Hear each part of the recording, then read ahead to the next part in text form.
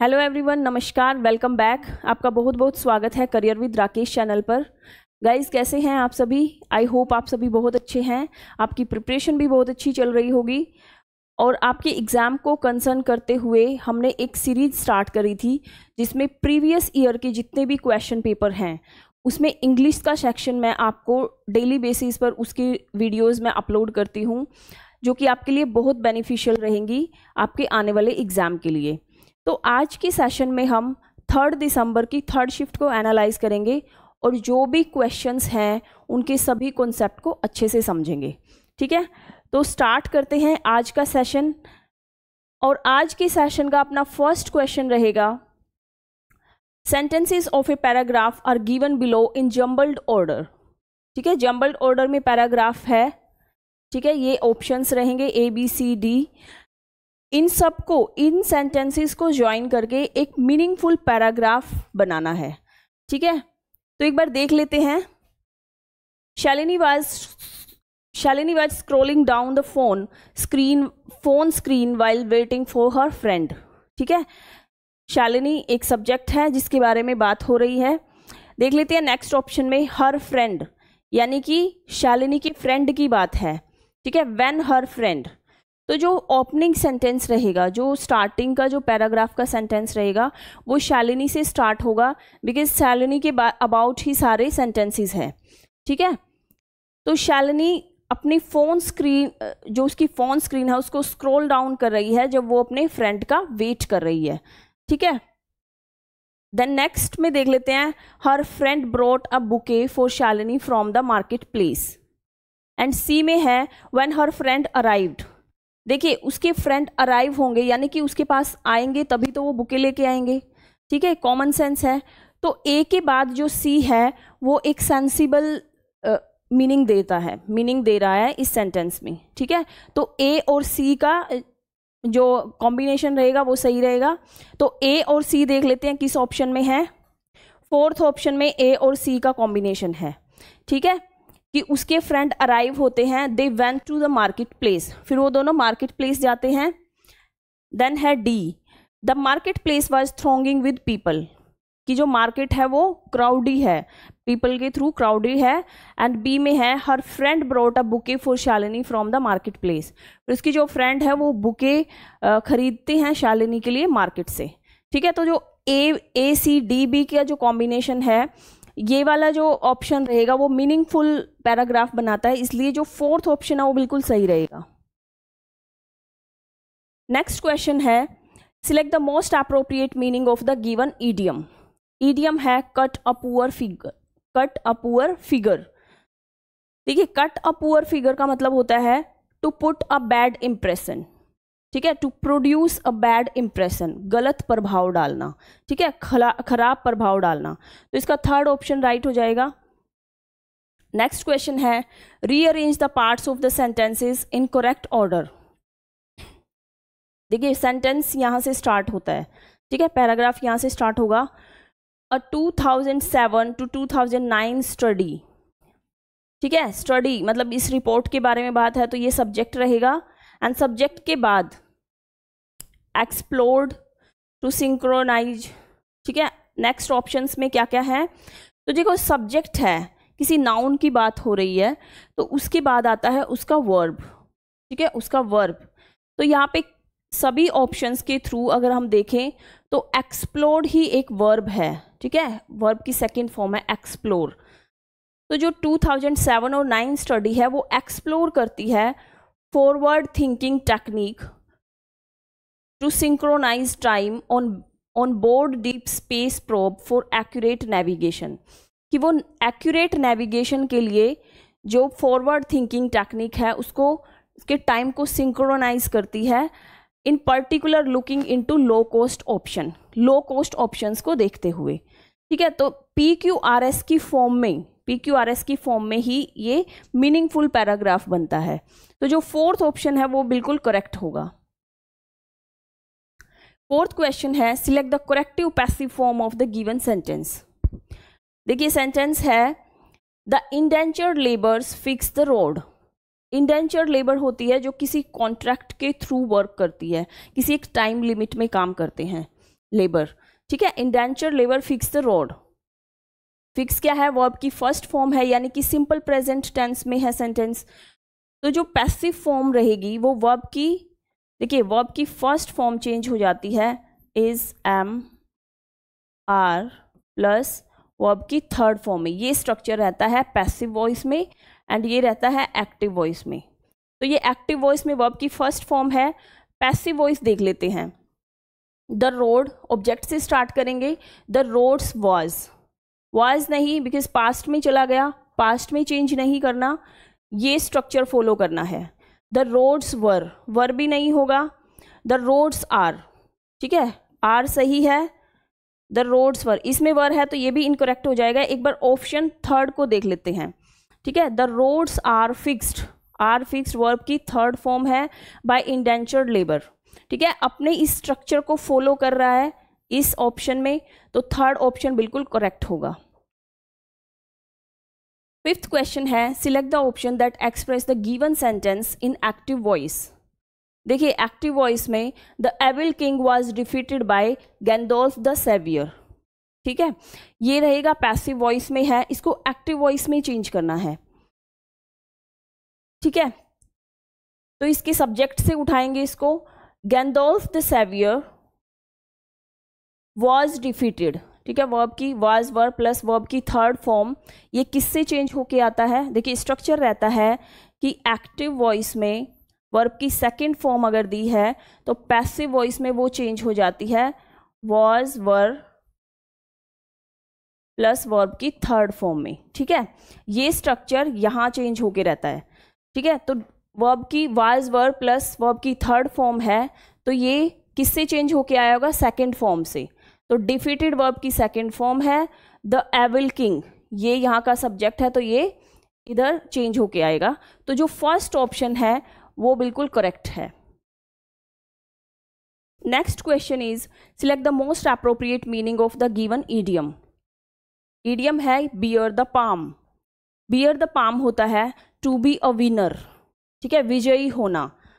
To be a winner, to have a winner कह सकते हैं कि विजयी बनना, ठीक है। तो इसका फोर्थ ऑप्शन बिल्कुल सही रहेगा। नेक्स्ट क्वेश्चन है, a sentence has been given with a blank to be filled with an appropriate word, choose the correct alternative. देखिए ऑप्शंस में से अप्रोप्रिएट वर्ड फिल करना है इधर। Every person should know their own dash, what their skill set is and how unique they are, ठीक है। Options है calamities, punctuality, speciality and फिकंडिटीज। देखिए क्लैमिटी का मतलब होता है a terrible event that causes a lot of damages and harm. कोई भी ऐसी घटना जिससे काफ़ी डैमेज हुआ है, काफ़ी हानि हुई है, दैट्स कॉल्ड कैलामिटीज। एंड इसका मतलब होता है संकट, हम कह सकते हैं हिंदी में, कोई भी ऐसा संकट आना जिससे काफ़ी नुकसान हुआ हो। पंक्चुअलिटी होता है टू अराइव्ड ऑन टाइम, बिल्कुल टाइम से पहुंचना, ठीक है, एक हैबिट बन जाती है, अ हैबिट, ठीक है। स्पेशलिटी होता है एक पर्टिकुलर एरिया में किसी की विशेषता, किसी में क्या क्या विशेषताएं हैं, स्पेशलिटी क्या है। फिकंडिटीज का मतलब होता है, फिकंडिटीज होता है टू प्रोड्यूस,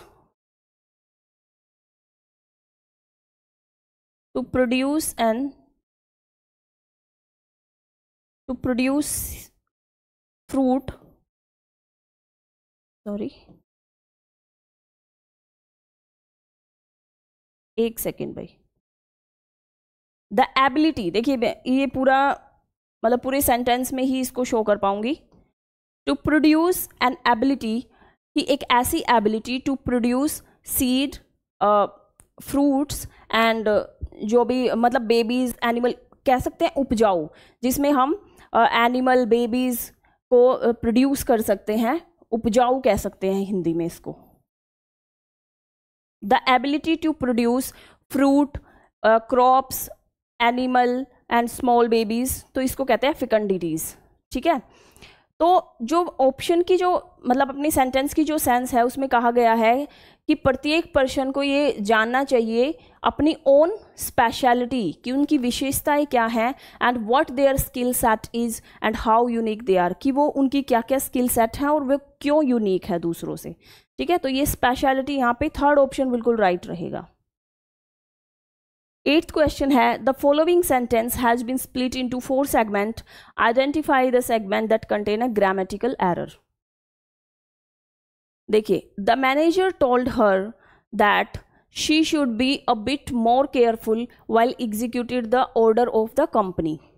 ठीक है, इसमें ग्रामेटिकल एरर, जो ग्रामेटिकल सेगमेंट है उसको पॉइंट आउट करना है।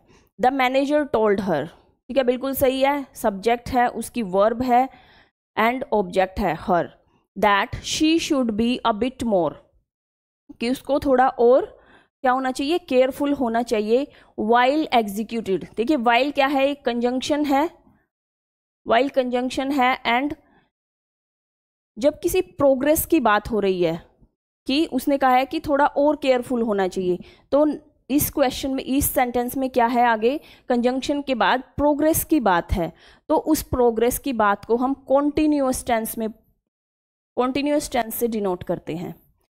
ठीक है, यहाँ पे एग्जीक्यूटेड नहीं, एग्जीक्यूटिंग होगा, वर्ब की फर्स्ट फॉर्म के साथ आईएनजी लग के एग्जीक्यूटिंग बनेगा, while executing the order of the company, कि उसको और केयरफुल होना चाहिए जो वो कंपनी की ऑर्डर्स को एग्जीक्यूट कर रही है। ठीक है, तो जो 4th ऑप्शन है इसमें एरर है। ठीक है, 4th ऑप्शन करेक्ट रहेगा। 9th क्वेश्चन है select the option that can be used as a one word substitute for the given group of words. A loud appeal और डिमांड। ए लाउड अपील और demand को बोलते हैं clamour. Clamour कि अपनी तेज मांग रखना, अपनी तेज आवाज में, कहते हैं ना भड़काऊ तरीके से अपनी मांग रखना, अपनी शिकायतें रखना। ठीक है, क्लैमर होता है लाउड अपील और डिमांड। प्रोटेस्ट का मतलब हो जाता है ऑपोजिशन।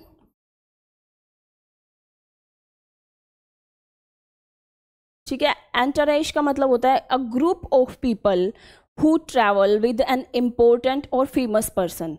किसी फेमस पर्सन के साथ जो ग्रुप ट्रैवल करता है, वर्क करता है, उस ग्रुप को बोलते हैं एंटरेज। ठीक है, क्लैमर यही लाउड अपील और डिमांड। एंड गैम्बिट होता है to take an action with clarity. ठीक है, क्लेवर तरीके से कदम उठाना किसी भी गेम में अपने बेनिफिट के लिए। ठीक है, that's called gambit. 10th question है select the sentences that contain no spelling error.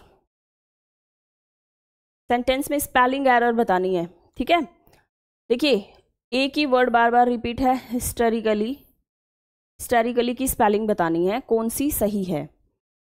देखिए हिस्टेरिकली की स्पेलिंग ये वाली है, जो ये बिल्कुल करेक्ट रहेगी, HYSTERICALLY, करेक्ट रहेगी हिस्टेरिकली। ठीक है, हिस्टेरिकली का मतलब होता है without being an ability, without being an ability, जो शो करता है कि अपनी भावनाओं को कंट्रोल न कर पाना। व्हेन यू आर एंग्री और एक्साइटेड, जब आप एक्साइटेड है, एंग्री है, जब आप अपनी भावनाओं को कंट्रोल नहीं कर पाते, दैट्स कॉल्ड हिस्टेरिकली। ठीक है, 11th क्वेश्चन है select the option that express the given sentence in indirect speech. He said let us wait for the award.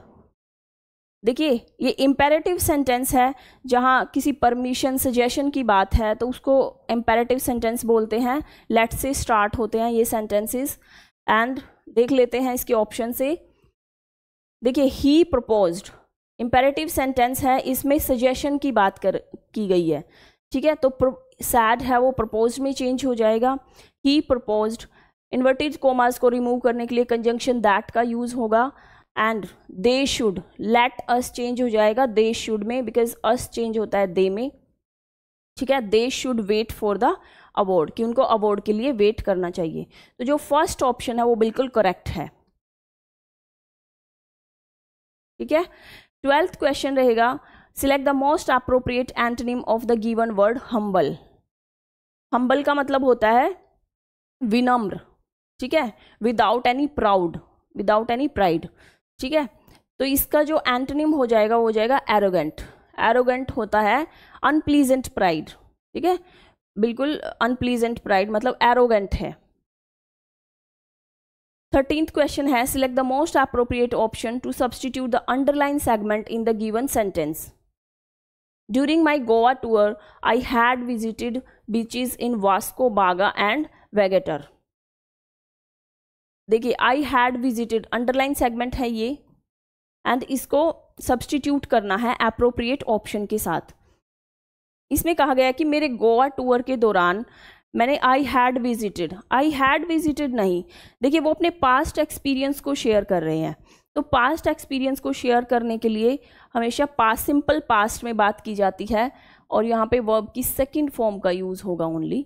Had यहाँ पर ओमिट रहेगा, ठीक है, हैड की जरूरत नहीं है, ये सिंपल पास्ट टेंस में इसको प्रेजेंट किया जाएगा।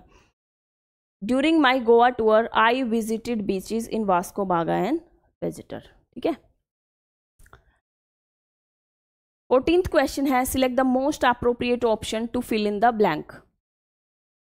The country's rapid dash has led to a rise in many people's standard of living, ठीक है। जो कंट्री की जो रैपिड क्या है, rapid idea, life, confidence, growth.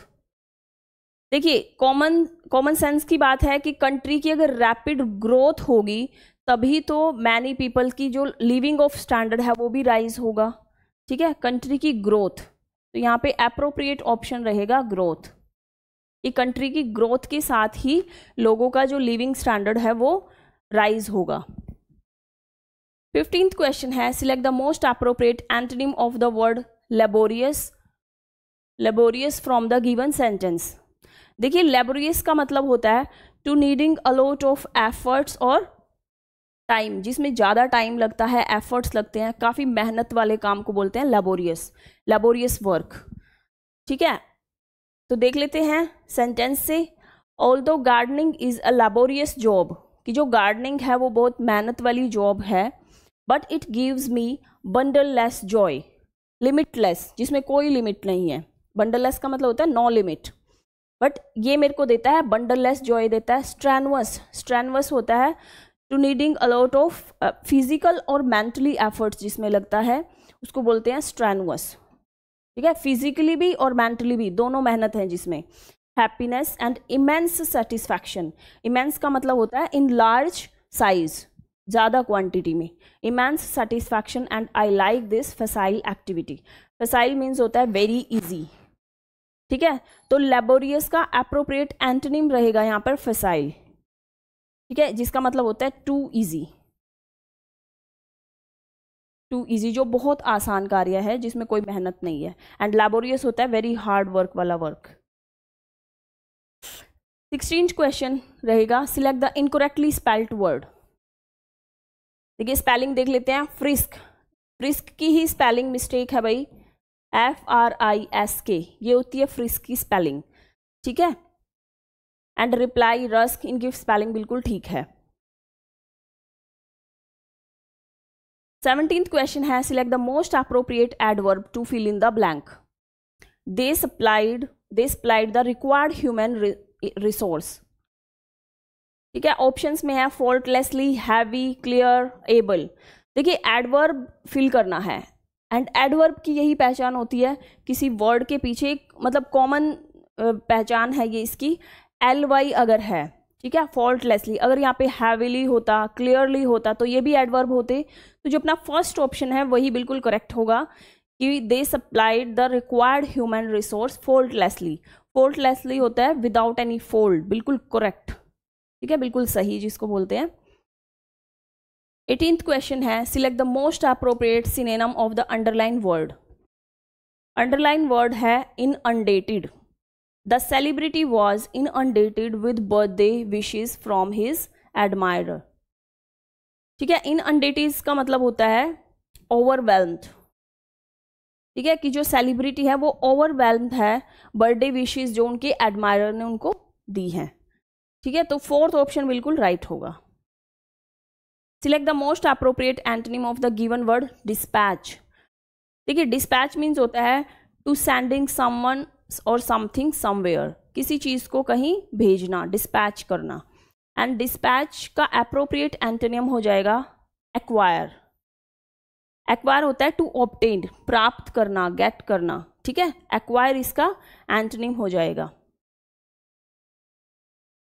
Select the correct direct form of the given sentence.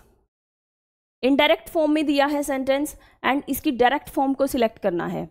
Leena said that his relatives were landing the next day, ठीक है। His relatives were landing, देखिए ये दिया गया है पास्ट कॉन्टिन्यूअस में, पास्ट कॉन्टिन्यूअस में है सेंटेंस, ठीक है। और ये किससे चेंज होके आ जाता है, प्रेजेंट कॉन्टिन्यूअस से, ठीक है। तो ये दिया गया है इनडायरेक्ट फॉर्म में, और डायरेक्ट फॉर्म में ये रहेगा प्रेजेंट में। तो प्रेजेंट में वर्ब की जगह इज या आर का यूज होगा, ठीक है। इज या आर का, इज एम आर का यूज होगा। लीना सैड, माई नहीं क्योंकि यहां पर हिज का यूज है, प्रोनाउन हिज रहेगा। Leena said his relatives are landing today. देखिए नेक्स्ट डे है, नेक्स्ट डे को चेंज करते हैं टुमारो में, ये चेंज वर्ड इसका रहेगा टुमारो।